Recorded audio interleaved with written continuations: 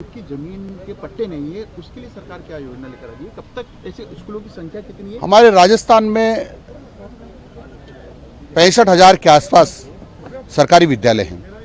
उसमें 37,000 में हमारे स्कूल तो बने हुए हैं, उसकी बिल्डिंग भी है, लेकिन उसका पट्टा नहीं है हमारे पास। उसके कारण से स्कूल का मालिकाना कुछ जमीन का नहीं है। इसके कारण से कई समस्याओं का सामना वहाँ के हमारे शिक्षकों को करना पड़ता है।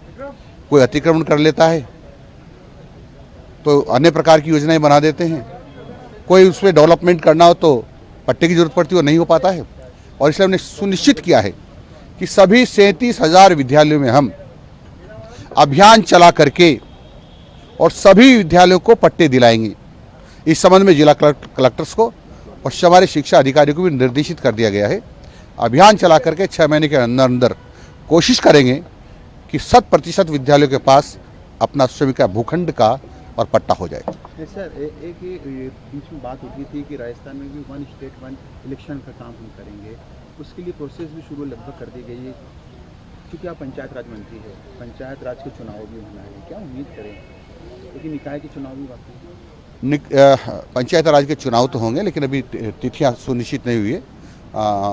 चुनाव राज्य चुनाव आयोग है, वो तय करेगा। आप सनातनी हैं, सनातन की बात करते हैं, सनातन के संरक्षण की बात करते हैं। पिछले दिनों आपका एक बयान था जो कि सनातन से जुड़ा हुआ था, गायों भैंस के दूध को लेकर, लेकिन उसको लेकर विपक्ष और जो खासतौर पर कांग्रेस के जो नेता है, विधायक है, उन्होंने सवाल उठाया।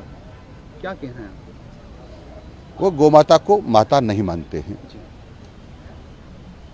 और पूरा विश्व जहाँ जहाँ सनातन के लोग रहते हैं सब उसको गोमाता मानते हैं।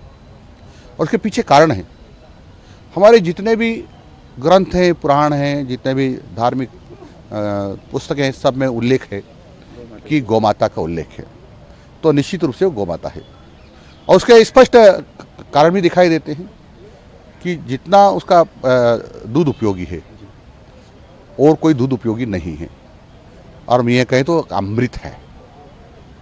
स्वामी विवेकानंद जी ने भी जब विदेश में गए तो वहाँ पूछा कि तुम्हारे यहाँ सबसे ज़्यादा दूध कौन सा जानवर देता है, तो उन्होंने बताया कि भैंस देती है। तो लोग आश्चर्य में पड़ गए कि भैंस, आपके यहाँ तो गाय भी तो है ना। बोला गाय है लेकिन वो पशु नहीं है, वो माँ है, वो दूध में अमृत देती है। इसलिए ये अमृत देने वाली माँ है, इसका सम्मान और संरक्षण संवर्धन बहुत आवश्यक है।